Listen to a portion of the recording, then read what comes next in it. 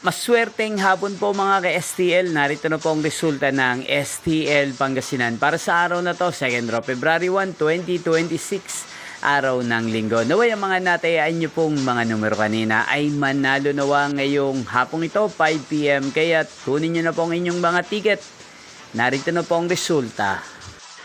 Ang mga numerong nanalo sa STL Pangasinan ngayong hapong ito, February 1, 2026, 5 PM, second draw result 25 at 23 in exact order.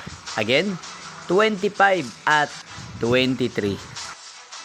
At ngayong hapong ito sa STL Pangasinan, atin pong i-shoutout si Ate Lucy ng Pangasinan na nanonood po ngayon sa channel ito. Shoutout po sa inyo, Ate Lucy.